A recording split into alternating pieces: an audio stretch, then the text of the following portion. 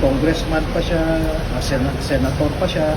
And in fact, isa sa mga nag-uudyok na suhulan ang mga ito, no? Yung si retired Sergeant Mark Bunagan, ang isa sa nag-uudyok. A very close friend yan ni Erwin Tulfo eh. And I can show you pictures inside the inner office of Erwin Tulfo. Kasama niya yan si Mark Bunagan. Hello mga kabibig! Welcome back sa ating bagong YouTube channel. Ito ang pinakamaingay na YouTuber sa lahat ng YouTube. Ako si Kabibig Maglepak-lepak na ta with evidence. Naku po! Ano kaya ang magiging reaksyon ni Erwin Tulfo itong bagong pasabog ni Atty. Balicod? Naku Erwin, maha-high blood ka na naman ito dong. Kakasuhan mo naman si Atty. Balicod. Grabe ka bibig. Ninarrate ni Atty. Balicod yung pagsisimula, yung mga sikreto ni Erwin Tulfo. Tungkol ba ito sa korupsyon mga kabibig? Naku. Ang hirap naman ito Erwin Tulfo. Kasi unti-unti nang lumalabas ang mga tinatagong baho mo. Naku, apektado na naman ang kapatid mong si Raffy Tulfo. Itong si Raffy at Mama Lenlen pa naman. Ang gustong parang yata di ba sabi ni BBM na pipili siya ng best candidate na ipagpatuloy ang kanyang anti-corruption. Hello! Uy, BBM, mahiya ka naman sa pinaglalaban mong anti-corruption. Diba? Tapos kabibig, alam mo, ang trending ngayon, talo na daw si BP Sara at Amy Marcos. Kasi may survey na kung saan Leni Robredo and Raffy Tulfo versus VP Sara and Amy Marcos. Which in fact, si Senator Amy Marcos hindi naman yung tatakbong presidente, vice-presidente. Diba? Tapos ang nanalo sa survey kabibig, si Leni at saka si Raffy Tulfo. Or konti lang ang laman ni VP Sara at Amy. Pero ang nakita ko, talo daw si VP Sara at si Amy. Tumawa lang si Direk Daryl Yap. Sabi ni Direk Daryl Yap, ano ba namang sorbe na yan? Mali-mali pa ang ginawa yung sorbe. Hindi naman yung tatakbo si Senator Amy Marcos. Dinamay pa niya si Senator Amy Marcos na nahimik lang. Diba? And I'm sure Senator Amy will not run for vice presidency because alam naman niyang hindi siya iboboto. Kasi yung kapatid niya, binodol ang maraming Pilipino. I'm sure, ang mga Pilipino ayaw nang bumoto ng isang Marcos. So, anong gagawin ni Amy? Natural, hindi yan tatakbo, eh. Oo. Na ano na yan si Amy, na tawag pa niya ba, mahadlok na siya mutakbo. Salamat nga siya, nanalo pa siya. Kung hindi siya tinulungan ni BP Sara sa eleksyon noong 2025, hindi mananalo. Oy, hindi talaga. BP Sara, talagang kinampanya siya. Oh, let's go back to Tulfo. Oh, Erwin Tulfo. Baka madamay mo si Raffy Tulfo, ha? Baka yung marami niniwala kay Raffy Tulfo ay hindi na maniniwala. O kabibig, grabe ang binulgar ni Atty. Balicod mga kabibig. Diba? O, sabi ng netizen, kaya pala sabi ni Erwin Tulfo, wag makialam ang Ghost Project. Diba sabi ni Erwin Tulfo na, let's move forward. Wag puro flood control project ang pag-usapan natin. May mga iba pang problema ang Pilipinas. Wow, Erwin Tulfo, let's move forward. Tapos ang mga tao binabaha. Wow, Erwin Tulfo, ganun ka ba mag-react sa malaking problema ng bansa? Trilyones ang nawalang pera, ang nakurako, tapos let's move forward. Kaya pala let's move forward. Kasi ito, si Atty. Balicod talaga ang nag-booking sa mabahong sikreto ni Erwin Tulfo. And I'm sure Atty. Balicod will not talk about this if wala siyang ebidensya. Wala siyang konkretong ebidensya na nagpapatunay sa korupsyon ni Erwin Tulfo. Alakap kapibig, paano yan? Paano kaya tululusutan ni Tulfo? Ay, simple lang, kakasuhan niya sa Atty. Balicod. Doon talaga Tawang-tawa nga. Nagpasalamat nga si Erwin Tulfo kasi may bumaliktad o nag-recant na 18X Marine. Sabi niya, salamat Panginoon, Diyos ko, natauhan sila. Natural, Erwin, yung pangalan mo nandun sa affidavit. Ang saya-saya mo. What if, mga kabibig, wala doon ang pangalan ni Erwin Tulfo sa affidavit? Marked safe siya. Natural, gagamitin ito ni Tulfo, itong flood control project for grandstanding. Kung for example, wala yung pangalan niya, alam nyo naman ang mga Tulfo, mahilig sa grandstanding. So kung wala ang pangalan ni Erwin Tulfo sa listahan ng 18 ex-Marines, gagamitin niya itong flood control para magpabango sa sambayanang Pilipino. It's because nandun ang pangalan niya, pinapaubayan na niya sa ombudsman itong flood control. So wala nang Blue Ribbon Committee hearing tungkol sa flood control kasi pinaubayan na niya kay Boying Rimulya. So it means mas naniniwala pa siya na may kakayahan si Boying Rimulya para mag-imbestiga sa flood control. Senador ka. Chairman ka ng Blue Ribbon Committee. Tapos ang komento mo, let's move forward, let's move on. Wag na lang puro flood control. Kasi guilty ka. Guilty. Kasi nandun yung pangalan mo. Oo. At ang dami mong nakurakot, sabi ng 18 ex-Marines.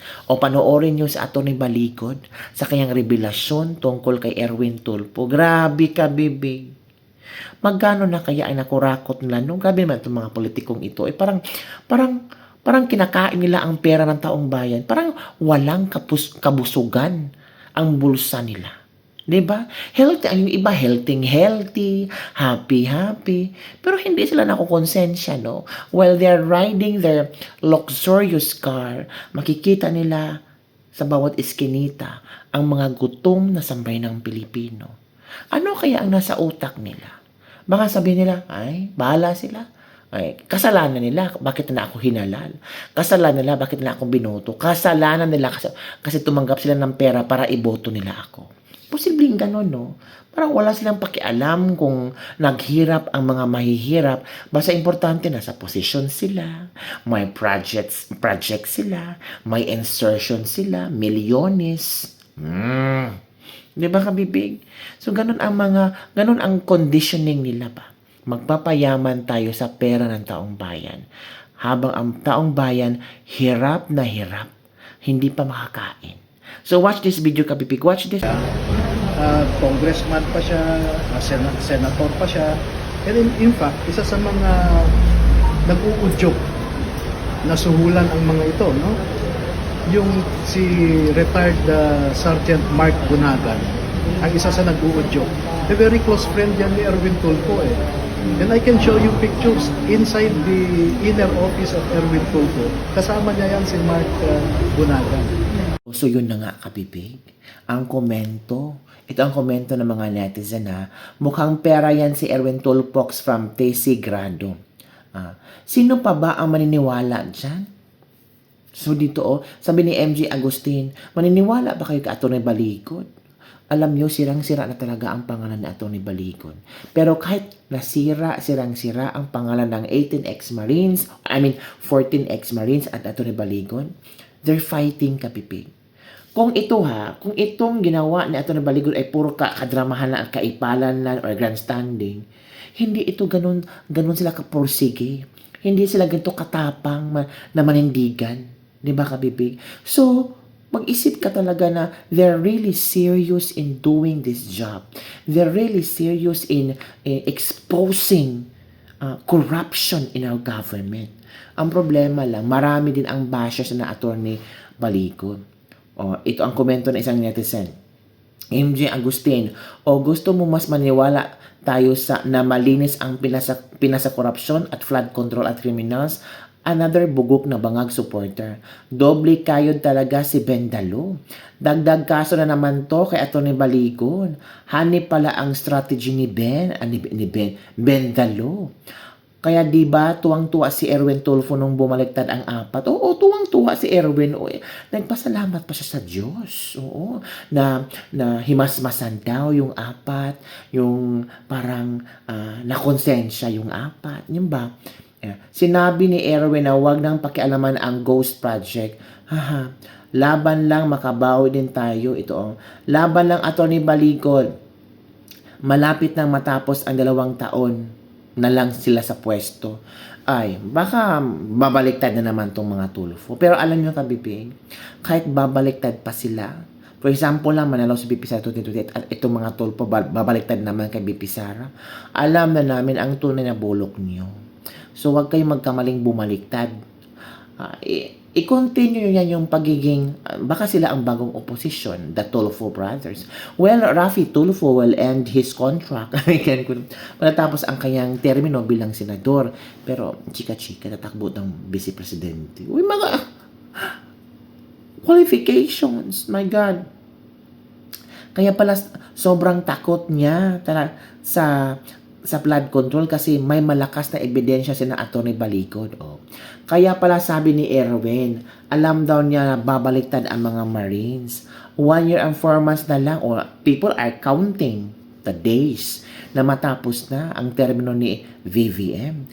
And also, yung mga VVM fanatics are counting the days din na para ma-impeach si BP Sara. So, talagang grabe yung salpukan, grabe yung ating hihintayin, kabibig, kung ano ang mangyayari. Kabibig, ay grabe, oy. Well, si BBM naman, sabi niya, I will be choosing the best candidate. Ooh, para daw to continue the legacy. Ito, Marcos Jr. pipili ng kandidatong magpapatuloy sa kanyang sinimulan. Ano bang sinimulan ni BBM? Sabi ni BBM, we will choose the best possible candidate. We will continue what we have started, and we will bring even new, hopefully even better initiatives to the development of our country. Ala, oy. Sino kaya magpapatuloy, no? Yung magpapatuloy ba, hindi ka ba takot matalo? Alam mo naman kung ano ang sigaw ng mga tao. Pagod na sila sa administrasyong ito. Tapos, you will really go with BBM sa masisira ang political career mo talaga. So, dapat pag-isipan mo talaga yan. Baka tatakbo ka na you're wasting your time at mapapahiya ka lang. Diba, kabibig? So, yun lang po, kabibig, ang ating latest libak-libak for today. Ang tanong, meron bang nasimulan si BBM? Meron ba siyang mga proyekto na kaaya-aya, na maging legasiya sa kanyang termino? Itong si Erwin Tulfo, ano kayang gagawin niya kay Atty. Baligod, nitong bagong pasabog ni Atty. Baligod? Talagang ninarrate ni Atty. Baligod kung paano, gaano. Naku, Erwin Tulfo. Naku, pakinggan mo talaga sa Atty. Baligod. And I'm sure mahahayba rin naman si Erwin Tulfo. Diba? So, sino kaya ang best candidate ni BBM? Sabi nila si Lenny daw. Hulo ko! Si Lenny at BBM magtandem na daw. Hal? Yun lang, kabibig, ang ating libak-libak for today. Don't forget to like, subscribe, and share this video. Bye everyone! See you next time.